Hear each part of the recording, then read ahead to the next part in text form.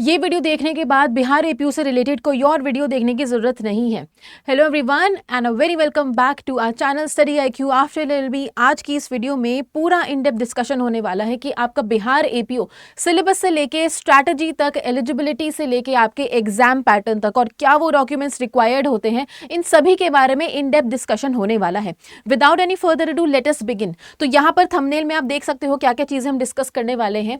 Eligibility क्या रहने वाली है आपकी, देखो एक बात समझने की जरूरत है आपको कि बिहार एपीयू का एग्जाम जो होता है, अगर आप परस्यूइंग हो अभी अपनी लॉ डिग्री में हो, मतलब लॉ डिग्री अगर आप अभी परस्यू कर रहे हो, तो आप इस एग्जामिनेशन के लिए एलिजिबल नहीं हो। आप लोगों को यहां पर होना पड़ेगा एक लॉ ग्रेजुएट, यानी कि आपकी लॉ कंप्लीटेड हो जानी चाहिए। दूसरा पॉइंट इंपॉर्टेंट यहां पर यह है कि आजकल बहुत ज्यादा फेक यूनिवर्सिटीज निकल कर आती रह रही हैं, तो आप लोगों को ये ध्यान में रखना है कि आपकी डिग्री एक वेल रिकॉग्नाइज्ड कॉलेज से है, एक रिकॉग्नाइज्ड यूनिवर्सिटी से है। उसके साथ साथ एलिजिबिलिटी के क्राइटेरिया में हम नेक्स्ट क्राइटेरियाज पर चलते हैं। तो यहाँ पे 21 ईयर्स की आपकी मिनिमम एज है और मैक्सिमम एज के यहाँ पे बहुत सारे अलग अलग क्राइटेरियाज दे रखे हैं आपके कैटेगरी बेस्ड। आप अगर जनरल कैटेगरी से हो तो 37 ईयर्स आपकी लास्ट लिमिट है। अगर आप मेल या फिर फीमेल हो, बैकवर्ड कम्युनिटी से, बैकवर्ड क्लास कैटेगरी से, तो आपके यहाँ पे 40 ईयर्स का यहाँ पे अपर एज लिमिट का क्राइटेरिया रहने वाला है। फीमेल्स के लिए यहाँ पे 40 ईयर्स का एज क्राइटेरिया है। SC एंड ST कम्युनिटी से यहाँ पे आपका 42 इयर्स का क्राइटेरिया रहने वाला है। ठीक है, एग्जामिनेशन पैटर्न की अगर हम यहाँ पर बात करें तो सिलेक्शन प्रोसेस कैसे होगा। सिलेक्शन प्रोसेस आपका 3 स्टेजेस में होता है। काफी सारे एपीयू एग्जाम्स का 2 स्टेजेस में होता है। इंटरव्यू सबसे पहले तो आपका प्रीलिम्स और उसके बाद में सीधा आपका इंटरव्यू। बट यहाँ पे बिहार एपीयू और यूपी एपीयू के बारे में एक बात हमेशा याद रखना कि यहाँ पर आपके 3 स्टेजेस होते ही हैं। प्रिलिमिनरी एग्जामिनेशन, मेंस एग्जामिनेशन और उसके बाद में इंटरव्यू। अब यहाँ पे प्रिलिमिनरी एग्जामिनेशन का अलग पैटर्न है, मेंस का अलग पैटर्न है और इंटरव्यू का थोड़ा सा अलग पैटर्न है।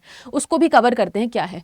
प्रिलिमिनरी एग्जामिनेशन में आपके 2 पेपर रहने वाले हैं, पेपर 1 एंड पेपर 2। पेपर 1 होता है आपका जीएस, जिसको आप बोलते हो जीके जीएस का पेपर। पेपर 2 आपका होता है कोर लॉ बेस्ड। पेपर 1 के कितने मार्क्स होते हैं? 100 मार्क्स होते हैं।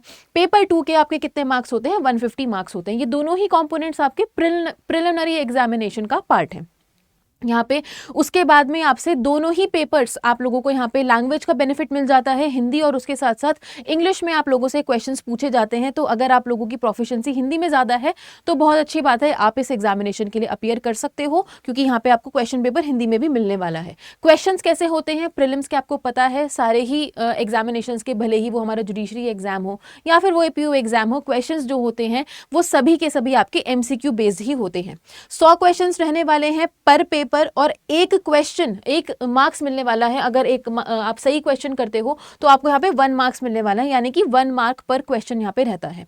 ड्यूरेशन की अगर हम बात करें तो दोनों ही पेपर्स की ड्यूरेशन यहाँ पे 2 आवर्स रहती है। और प्रीलिम्स का जो टेस्ट है ये सिर्फ और सिर्फ एक स्क्रीनिंग टेस्ट होता है, ये बात आपको ध्यान रखनी है। काफी बच्चों को ये लगता है कि स्क्रीनिंग टेस्ट में जो, यानी कि प्रीलिम्स का जो टेस्ट होता है उसके मार्क्स हमारे फाइनल मेरिट लिस्ट में काउंट होते हैं। ऐसा नहीं है, बस यहाँ पे प्रीलिम्स की आपको एक पर्टिकुलर कट ऑफ क्लियर करनी होती है। उसके बाद में जो आपकी फाइनल मेरिट लिस्ट बनती है वहां पर आपके मेंस और इंटरव्यू के मार्क्स को कंबाइन करके आपकी फाइनल मेरिट लिस्ट निकाली जाती है, जहां पर आपकी रैंक्स को डिसाइड किया जाता है। तो प्रीलिम्स को क्वालिफाई करने के लिए मिनिमम क्राइटेरिया, यानी कि मिनिमम मार्क्स आपको कितने लाने चाहिए। जनरल कैटेगरी के स्टूडेंट्स हो तो 40%। अगर आप बैकवर्ड कम्युनिटी के स्टूडेंट हो बैकवर्ड कम्युनिटी के स्टूडेंट हो तो यहाँ पे आपको 36.5%। और अगर साथ ही में आप लोग यहाँ पे EBC कैटेगरी से हो तो 34%। और SC ST category, women and PWD category से अगर बिलोंग करते हो तो 32% मार्क्स आपको यहाँ पर लाने होंगे। नंबर ऑफ सेलेक्टेड, यानी कि नंबर सेलेक्टेड फॉर मेंस, यहाँ पे कैंडिडेट्स मतलब कि कितने सेलेक्ट करे जाते हैं मेंस के लिए, यहाँ पे 10 टाइम्स द टोटल वैकेंसीज। तो जैसे कि अगर आपकी 300 वैकेंसीज निकाली गई हैं तो 300 वैकेंसीज का जो 10x होगा, 10 टाइम्स होगा, उतने कैंडिडेट्स को यहाँ पे मेंस के एग्जामिनेशन के लिए अपीयर करने के लिए सेलेक्ट किया जाएगा। ठीक है, कैंडिडेट्स जो यहाँ पे प्रीलिम्स एग्जामिनेशन को क्वालिफाई कर जाते हैं उसके बाद में चल के जब वो मेंस के लिए यहाँ पर अपीयर करते हैं तो उनको सेपरेट तरीके से यहाँ पर अपनी एप्लीकेशन को सबमिट करना होता है फॉर द मेंस एग्जामिनेशन। आप लोग यहाँ पर देख भी सकते हैं। सिलेबस क्या रहने वाला है इसका, आपका प्रिलिमिनरी एग्जामिनेशन का सिलेबस आप लोगों ने पढ़ा है अभी के 2 पेपर्स में होता है, पेपर 1 एंड पेपर 2। पेपर 1 है आपका जीके जीएस का, तो ये है सारा आपका जीके जीएस का सिलेबस। क्या क्या है यहाँ पे, जनरल नॉलेज जो आपका इंक्लूड करता है रिसेंट करंट अफेयर्स भी, जनरल साइंस आने वाली है, यहाँ पर Indian history and culture, geography पूछा जाने वाला है और इंडियन पॉलिटी पूछा जाने वाला है। एक बात ध्यान में रखना, इंडियन पॉलिटी को अभी थोड़ा सा दिमाग में रखो, आगे बताती हूँ कि क्यों ये आप लोगों का एक दूसरे सब्जेक्ट से कवर हो जाएगा। यहाँ पर चलते हैं, जो आपका प्रिलिमिनरी एग्जाम का पेपर नंबर 2 है, यानी कि लॉ पेपर। यहाँ पर आपसे ये सभी सब्जेक्ट्स पूछे जाने वाले हैं। भारतीय न्याय संहिता, अब आपको पता है कि न्यू क्रिमिनल लॉज हम पढ़ रहे हैं। आईपीसी, सीआरपीसी अब हमारे आउट ऑफ बॉक्स हो चुके हैं, अब हमारे सामने आ चुके हैं हमारे new criminal laws, BNS, BNSS and BSA. तो ये सभी के सभी आप लोगों से यहाँ पे पूछे जाने वाले हैं। उसके साथ साथ आप लोगों से यहाँ पे कोड ऑफ सिविल प्रोसीजर भी पूछा जाने वाला है, सीपीसी, जो कि एक लेटेस्ट और न्यू एडिशन है। अब मैंने आपको बोला था पॉलिटी को थोड़ा सा दिमाग में रखना। पॉलिटी में आपको पता है कि कहाँ से क्वेश्चन बनते हैं, governor, president, prime minister, Lok Sabha, Rajya Sabha, ये सारा जो सिलेबस का पार्ट है, कंपोनेंट है, ये हमारा पॉलिटी के पोर्शन से कॉन्स्टिट्यूट करता है। बट आप लोगों को पता है यहाँ पे कॉन्स्टिट्यूशन भी पूछा जाने वाला है। अब कॉन्स्टिट्यूशन को कई बार होल पूरे के पूरे कॉन्स्टिट्यूशन को यहाँ पे कई बार 2 हिस्सों में डिवाइड कर दिया जाता है, विभाजित कर दिया जाता है। कॉन्स्टिट्यूशन में आपके सामने आ जाता है fundamental rights, DPSP, FD, emergency provisions, preamble, ये सब चीज़ें। और जो पॉलिटी वाला पोर्शन बचता है आपका, वहाँ पे मैंने आपको बताया गवर्नर, प्रेसिडेंट, ये सब चीज़ों के बारे में वहाँ पे आपसे पूछा जाता है। तो एक बात ध्यान में रखना कि कॉन्स्टिट्यूशन आपको दोनों तरीके से पेपर 1 पेपर 2 में आपको पूरा ही कवर करना है। ये पॉलिटी वाला पोर्शन अगर हम ले लेंगे और यहाँ पे अगर हम कॉन्स्टिट्यूशन वाला पोर्शन ले लेंगे, पूरा कॉन्स्टिट्यूशन हमें यहाँ पर कवर करना है। तो ये बेसिक नॉलेज दिया हुआ है आपके सिलेबस में भी। इस बात पे आप एक तरीके से कह सकते हो मिसलीडिंग मत हो जाना, मिसलेड मत हो जाना इस चीज़ से। पूरा कॉन्स्टिट्यूशन आप लोगों को प्रिपेयर करना है।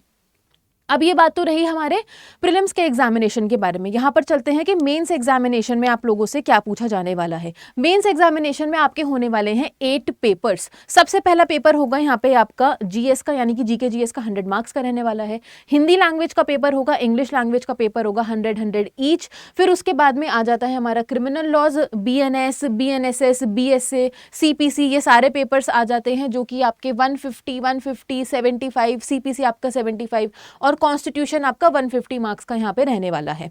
अदर लॉ सब्जेक्ट्स में भी आपके काफ़ी सारे सब्जेक्ट्स आ जाते हैं, उसको भी हम अभी कवर करने वाले हैं। एक बात और उससे पहले, इन अदर लॉ सब्जेक्ट्स पे चलने से पहले, यहाँ पे इंटरव्यू आपका 100 मार्क्स का रहने वाला है। और इंटरव्यू की जो फाइनल मेरिट लिस्ट बनकर निकल कर आएगी, उसमें आपके मेंस के और इंटरव्यू के मार्क्स एडेड होकर आएंगे। प्रीलिम्स के मार्क्स अगेन बता देती हूँ यहाँ पर ऐड नहीं होने वाले हैं। ठीक है, आगे चलते हैं फिर यहाँ पे अदर लॉ पेपर में, अदर लॉ सब्जेक्ट्स यहाँ पे क्या क्या आपके रहने वाले हैं। ठीक है, आर्म्स एक्ट रहने वाला है, एक्सप्लोजिव सब्सटेंसेज एक्ट रहने वाला है, narcotic and drugs psychotropic substances act रहने वाला है, आपका आईटी एक्ट रहने वाला है, आपका Bihar prohibition and excise act रहने वाला है, Bihar police act, prevention of corruption, schedule caste and schedule tribe, prevention of atrocities act, POCSO, ये सारी चीज़ें आपकी यहाँ पर रहने वाली हैं। और अगर एक टिप दे देती हूँ बीच में ही, अगर कुछ अमेंडमेंट्स करे गए हैं इन सभी एक्ट्स में रिसेंटली, या फिर अगर स्टेट बेस्ड कोई अमेंडमेंट आया है, तो वो सभी आपको यहाँ पे ध्यान में रखने की ज़रूरत है। उसके साथ साथ चलते हैं यहाँ पे कि डॉक्यूमेंट्स आप लोगों से क्या पूछे जाने वाले हैं, जो मैंने आपको स्टार्टिंग में बताया था कि आप सभी वेरिफिकेशन के लिए इंटरव्यू के टाइम पे कौन कौन से डॉक्यूमेंट्स को प्रिपेयर कर जाना, लेकर जाना। तो ये सभी के सभी डॉक्यूमेंट्स की यहाँ पर लिस्ट है। इसमें आ जाता है आपके कास्ट सर्टिफिकेट आ जाते हैं, इसमें आपकी एजुकेशन क्वालिफिकेशन आ जाती है, इसमें आपका यहाँ पे एनओसी आ जाता है if the candidate is serving under the central government, Bihar government, अगर आप ऑलरेडी कहीं पर सर्व कर रहे हो एज अ गवर्नमेंट ऑफिशियल। उसके साथ साथ यहाँ पे रीसेंट पासपोर्ट साइज फोटोग्राफ्स भी आ जाती हैं आप लोगों को। ये सारी चीज़ें आपको आपके पास में फुलफिल्ड रहनी चाहिए। ठीक है, तो ये है मेरे टेलीग्राम चैनल का ऑफिशियल ग्रुप। यहाँ पर जुड़कर आप सारी जानकारी ले सकते हो। वेरियस वैकेंसी अपडेट्स भी हम कवर करते रहते हैं, वो सभी आपको यहाँ पर मिल जाती हैं। और उसके साथ साथ आप लोग मुझे इस नंबर पे व्हाट्सएप टेक्स्ट करके किसी भी बैच के रिगार्डिंग सारी जानकारी ले सकते हो। आज के इस सेशन में हमने बहुत ही ज़्यादा इन डेप्थ जाकर बिहार एपीओ का पूरा सिलेबस समझा है, एग्जाम पैटर्न समझा है कि आपका एग्जाम कितने मार्क्स का होता है और उसके साथ साथ कितने आवर्स का होता है, प्रिपेयर हम कैसे कर सकते हैं, सिलेबस बहुत अच्छे से समझ ली, एलिजिबिलिटी हमने समझ ली। अगर अभी भी कोई डाउट लगता है, आप लोग मेरे साथ कनेक्टेड रह सकते हो दोनों ही प्लेटफॉर्म्स पे, टेलीग्राम पे भी एंड व्हाट्सएप पे भी। So thank you so much everyone for this session. Take care and bye bye and I will see you in the next one.